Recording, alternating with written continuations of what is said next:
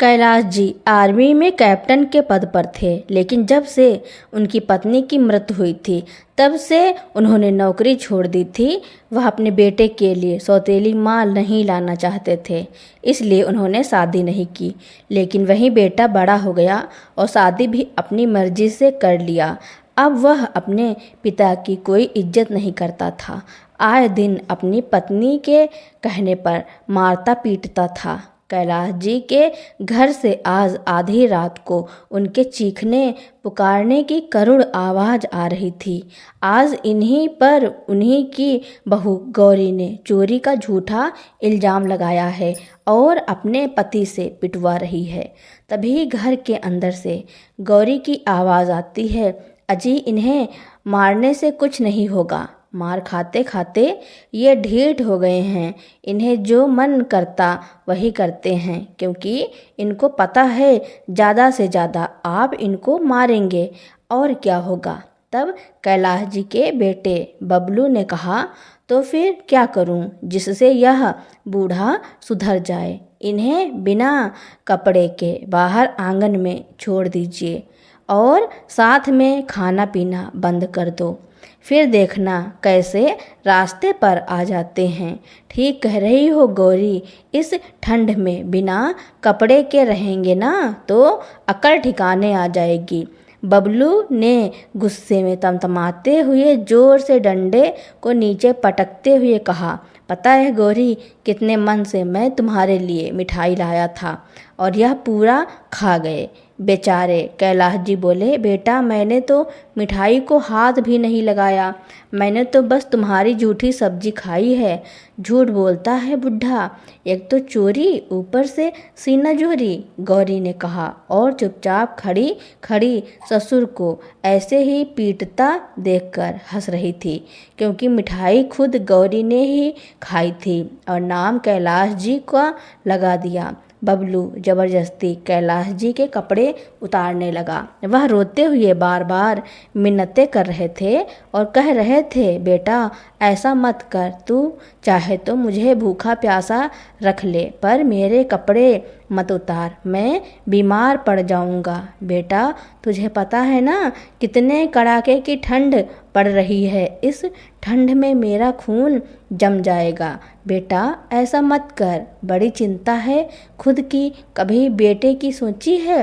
इतनी उम्र हो गई है पर अभी भी इतना खाना खाता है, ऊपर से चोरी भी करता है। नहीं बेटा, मैंने कोई चोरी नहीं की, मुझे अपनी चिंता नहीं है। वह तो मैं हर रोज़ भगवान से मुझे उठाने की प्रार्थना भी करता हूँ, पर भगवान मेरी सुनता कहाँ है।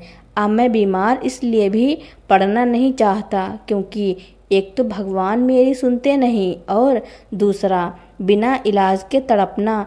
कैलाश जी के इतना कहते ही उनके बेटे बबलू ने कहा, आप कहना क्या चाहते हैं? मैं आपका इलाज नहीं करवाता और करवाऊं भी क्यों? क्या फालतू के पैसे हैं मेरे पास और यह सजा ही आपके लिए ठीक रहेगी। कहकर बबलू ने कैलाश जी की कमीज उतार दी और उन्हें हड़काते हुए ठंड में आंगन में बिठाकर घर का दरवाज़ा अंदर से बंद कर दिया। बेचारे कैलाश जी एक तो बुढ़ापे के मारे पहले ही कांप रहे थे, ऊपर से रात की ठंडी और तेज हवा उनके बदन को और भी कपकपा रही थी। बेचारे कभी सिमट कर एक जगह बैठ जाते तो कभी आंगन में मौजूद केले के पत्ते तोड़कर खुद को ढकने की कोशिश करते, पर उन्हें गर्माहट कहीं से भी नहीं मिल रही थी और वह रोते रोते कहे जा रहे थे, बेटा अब कभी बिना पूछे नहीं खाऊंगा। बहू मुझे चाहे तो तुम एक हफ्ता भूखा रख लेना, पर अभी अंदर आने दो, ठंड बर्दाश्त नहीं हो रही है। बेटा बहू दया करो। इस बूढ़े पर कैलाश जी की बातें किसी ने नहीं सुनी। बेचारे आंगन का गेट खोलकर रोड पर भागने लगे, जिससे कि उन्हें गर्माहट मिले, पर एक बूढ़ा कितना तेज भाग सकता है। दौड़ते दौड़ते उन्हें एक पेड़ के नीचे फटा हुआ कुर्ता मिला। उन्होंने उस फटे हुए कुर्ते को उठाकर झाड़कर पहन लिया। कुर्ता इतना फटा था कि शायद वह उनके बदन को ढक भी नहीं पा रहा था। कैलाश जी अपनी किस्मत को देखकर बहुत ही रो रहे थे। उस गंदे कुर्ते को पहनते हुए उनकी आंखों से आंसू बहने लगते हैं। शरीर पूरी तरह से कांप रहा था। भरी जवानी में कैलाश जी की पत्नी उन्हें छोड़कर भगवान के पास चली गई थी और छोटे से बबलू को छोड़कर चली गई थी। कैलाश जी जानते हैं कि किस तरह उन्होंने अकेले बबलू को पाला पोसा, यहाँ तक कि उन्होंने दूसरी शादी भी नहीं की, क्योंकि वह नहीं चाहते थे कि सौतेली माँ का अत्याचार बबलू को झेलना पड़े। इसलिए कैलाश जी ने कभी भी शादी नहीं की। अपने बेटे का पालन पोषण करके इस काबिल बना दिया कि वह आज अच्छी खासी नौकरी करने लगा। लेकिन आज वही किसी तीसरे के लिए उन पर इतने अत्याचार करेगा। खैर, दोनों बाप बेटे अपनी ज़िंदगी जी रहे थे, पर बबलू को धीरे धीरे चिढ़ होने लगी थी। अगर वह बीमार पड़ते तो बबलू उन्हें कमरे में बंद कर देता, कहीं आने जाने नहीं देता। एक दिन बबलू ने कैलाश जी से कहा, पापा, अब मैं आपकी और इस घर की जिम्मेदारी अकेले नहीं उठा सकता, तो इसलिए मैंने शादी करने का फैसला किया है। मैं गौरी नाम की लड़की से प्यार करता हूँ, उसी से शादी करना चाहता हूँ। गौरी और मैं इस घर की जिम्मेदारी को बखूबी संभाल लेंगे। कैलाश जी ने उस वक्त कहा था। यह तो अच्छा सोचा है बेटा। उस वक्त भी कैलाश जी ने अपने बेटे को मना नहीं किया। उन्होंने उसकी इच्छा से उसकी पसंद की लड़की से शादी करा दी। उनके घर में गौरी बहू बनकर आई और कैलाश जी तो पहले से ही घर का कामकाज किया करते थे। बबलू को कभी भी उन्होंने एक प्लेट तक धोने को नहीं दिया। पूरे घर का कामकाज, खाना पीना, सब कुछ कैलाश जी ही करते थे। उन्होंने सोचा कि बहू नई नई आई है, कुछ दिनों बाद काम शुरू करेगी, अभी के लिए वह खुद यह सब काम कर सकते हैं। लेकिन कैलाश जी की बहू उनसे काम करवाने की आदी हो गई। एक दिन कैलाश जी की बहू गौरी ने कहा, पापा जी, आपकी हरकतें देखकर तो लग रहा है कि मुझे सासू माँ की कोई कमी महसूस नहीं होगी। आपको तो सासों का सभी काम आता है। गौरी की इस बात से कैलाश जी का खिलखिलाता चेहरा अचानक से मुरझा सा गया। उस दिन उनके बेटे बबलू ने कहा, पापा, अब ये सब नाटक खत्म हो गया हो तो रात के खाने का इंतजाम कर दीजिए। अब नई बहू आते ही तो रसोई में नहीं जाएगी ना। ये क्या कह रहे हो आप? आज तो क्या, इनके रहते मैं कभी भी रसोई में नहीं जाऊंगी। देखो, आपने मुझसे यही वादा किया था ना। इस पर बेशर्मी से बबलू ने कहा, अरे हाँ बाबा, वैसे भी यह पूरे दिन घर पर और करेंगे क्या? तुम्हारे आराम में कोई खलन नहीं आएगी। कैलाश जी उन दोनों की बातें सुनकर हैरान थे। मन ही मन सोच रहे थे कि सालों बाद घर में लक्ष्मी का प्रवेश हुआ है और कहाँ लक्ष्मी के मुंह से ऐसी बातें सुनने को मिल रही हैं। समय बीतता गया और कैलाश जी अपने घर के नौकर बनकर रहे। घर का काम हो या बाहर का, उनके जिम्मे ही था। उनकी बीमारी में भी उनको आराम और सेवा नहीं मिलती थी। जब कैलाश जी की पोती ने जन्म लिया, अब उसका भी सारा काम वही किया करते थे। एक दिन की बात है, कैलाश जी बाथरूम में फिसलकर गिर गए। उनका सिर दीवार पर जा लगा और वह फट गया। खून की धारा बहने लगी। वह खून को हाथ में दबाते हुए गौरी के पास आए और कहा, बहू, मेरा सर बाथरूम में गिरने की वजह से फट गया है, मुझे डॉक्टर के पास ले चलो। गौरी ने कहा, आप गिरते पड़ते रहें और हम डॉक्टर के पास भागते रहें। पैसे जैसे पेड़ पर लगते हैं क्या? चुपचाप घर बैठो, मैं कुछ करती हूँ। पता नहीं भगवान इस मुसीबत को क्यों नहीं उठा लेते। यह बड़बड़ाती हुई गौरी अपने कमरे में जाती है और अपना एक दुपट्टा लाकर कैलाश जी के सर पर बांध देती है। कैलाश जी दर्द से छटपटा रहे थे। जब बबलू घर आया तो कुहू ने उसे सब कुछ बताया। कुहू तब इतना समझदार कहाँ थी। कुहू के बताने पर जब बबलू अपने पिता को देखने गया तो उसके होश उड़ गए। पहले कैलाश जी को अस्पताल ले गया, फिर उन्हें दवा और पट्टी कराकर घर ले आया। अपनी पत्नी गौरी से कहा, पागल हो गई हो क्या? सर फटकर खून निकल गया है। ऐसे तो सारा खून बहकर मर जाते, फिर सोचा है क्या होता। इस पर गौरी ने गुस्से में कहा, अरे मरता है तो मरे, मेरी बला से। इस आफत से तो मैं परेशान हो चुकी हूँ। इसने करवा ही दिया ना खर्चा, अब देखो इस पर हुआ खर्चा कैसे वसूलती हूँ। अस्पताल से आकर कैलाश जी लेटे थे। काफ़ी खून बह जाने की वजह से कमजोरी थी, पर ना तो उन्हें पूछने उनका बेटा बबलू आया और ना ही गौरी। वह भूख से तड़प भी रहे थे और अंत में थक कर उन्होंने गौरी को आवाज़ लगाई और रोटी देने के लिए कहा। रोटी? कौन सी रोटी? दवा में खर्चा हुआ है ना, उससे आपकी 4 दिन की रोटी कट गई। अब 3 दिन सिर्फ पानी पर गुजारा करो। कैलाश जी ने फिर कुछ नहीं कहा। गौरी सोच रही थी कि शायद भूखा रहकर ही वह चल बसे, पर कभी कभी मौत भी आसानी से नहीं मिलती। वह अपनी भूख को दबाने के लिए अपना पेट दबाए बैठे थे तो कभी पास में रखे घड़े से पानी पी लेते और सोने की कोशिश करते, पर उस बुजुर्ग को राहत कहीं नहीं मिल पा रही थी कि तभी कुहू चुपके से आती है और दादा जी को दूध का गिलास पकड़ाकर कहती है, दादाजी यह दूध मम्मी ने मुझे दिया है, मैं चुपके से आपके पास ले आई।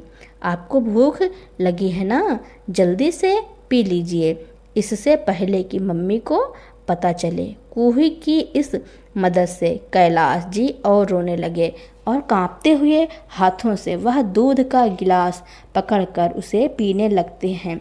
वह दूध को आधा गिराते आधा पीते, जिस पर कुहू कहती है, दादाजी जितने दिन आपकी सजा है मैं इसी तरह आपको दूध दे जाऊंगी। रोते हुए कैलाश जी ने कहा, बेटा कहते हैं बच्चों की बातें भगवान जल्दी सुनते हैं, तुम कहो ना भगवान से इस बुढ़े को अपने पास जल्दी बुला लें। कैलाश जी की बातें सुनकर कुहू ने कहा, दादाजी पापा मम्मी आपको बहुत सताते हैं ना, मैं भगवान से कहूँगा कि उन्हें सजा दे।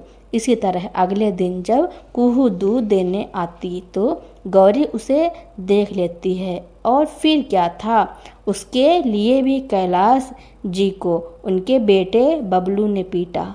इसी तरह डांट फटकार मार खाते हुए समय बीतता गया। धीरे धीरे कुहू बड़ी हो गई और फिर अपने दादाजी के लिए आवाज़ उठाने लगी।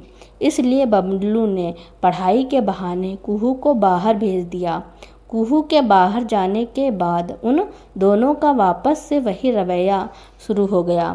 घर पर जो फटे पुराने कपड़े होते वह कैलाश जी पहनते थे, चप्पल भी पुरानी और कभी खाना भी उनको ताज़ा नसीब नहीं होता था। एक रोज़ बर्तन धोते हुए उससे एक गिलास गिरकर टूट गया, जिसके लिए गौरी ने उन्हें पूरा दिन भूखा रखा।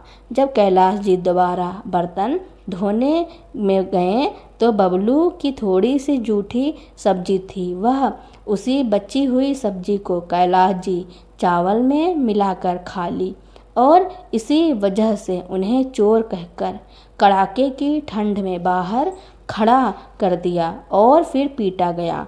आज वही दिन था कि कैलाश जी सड़क पर बिना कपड़ों के ही ठंड में दौड़े जा रहे थे।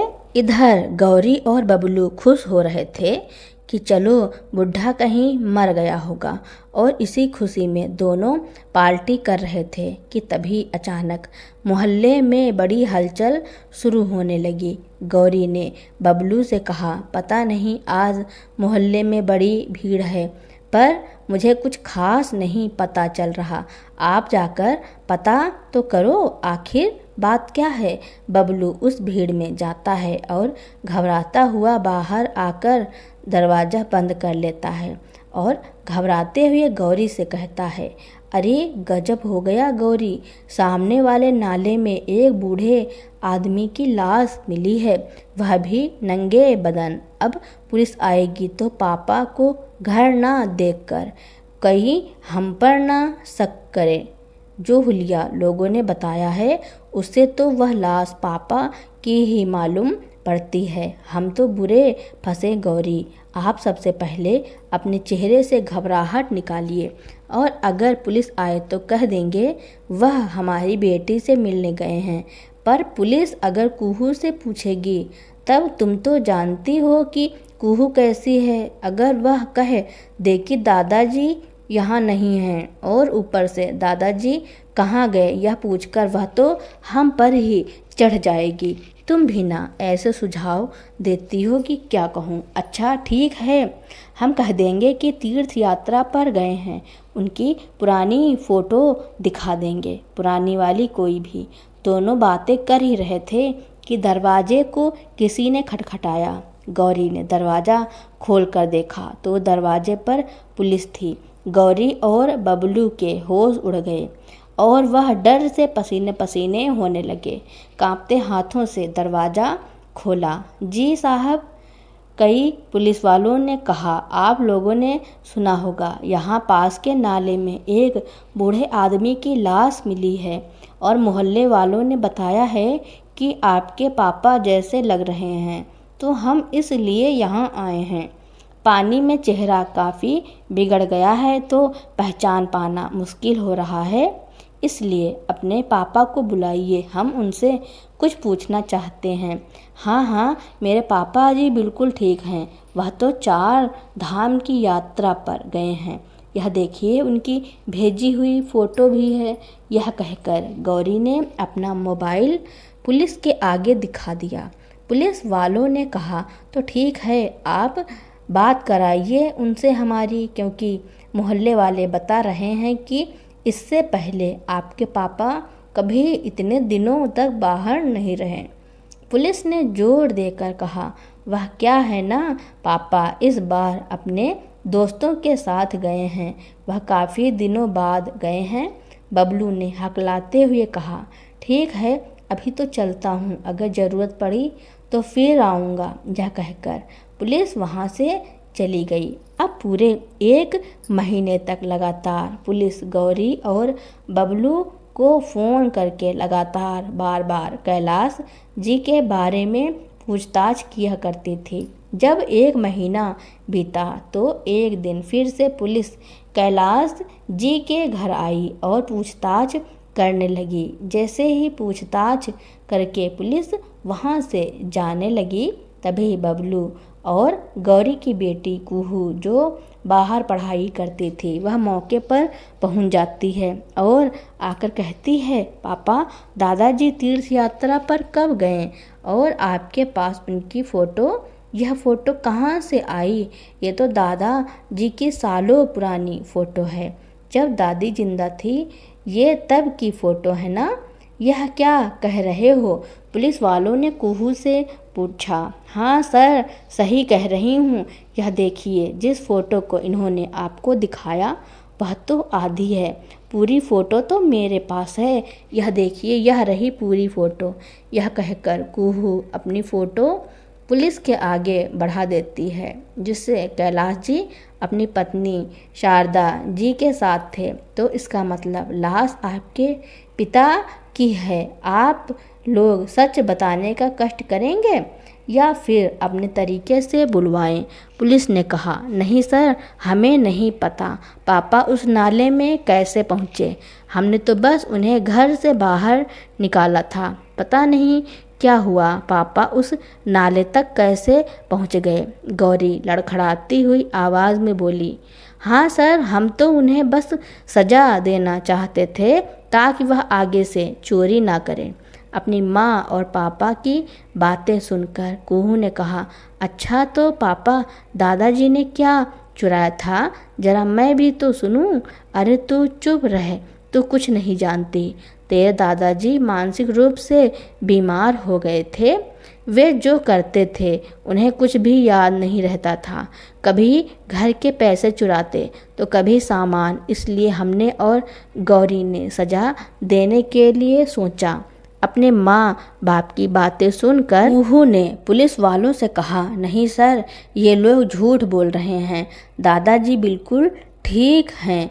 मुझे पूरा यकीन है इन लोगों ने उन्हें मारा है। आप इन्हें ले जाकर अपने तरीके से पूछताछ कीजिए ताकि सब सच बता देंगे।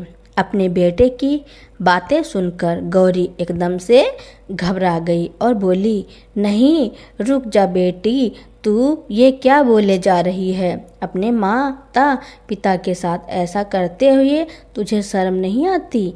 कुहू ने कहा, कौन से माता पिता जिन्होंने मेरे दादाजी को नाले में धक्का देकर मार दिया? वह मेरे माता पिता हो ही नहीं सकते। ले जाइए इंस्पेक्टर साहब, इन दोनों को मेरा इनसे कोई रिश्ता नहीं। इस पर गौरी बोल उठी, हमने कुछ नहीं किया, मैं सब सच बताती हूँ। डर कर गौरी उस दिन की सारी घटना बता देती है। इतना सब कुछ सुनने के बाद कुहू ने कहा, आ जाइए दादाजी। कैलाश जी जैसे ही गाड़ी से निकलकर बाहर आए, उन्हें जिंदा सही सलामत देखकर तो बबलू और गौरी के होश उड़ गए।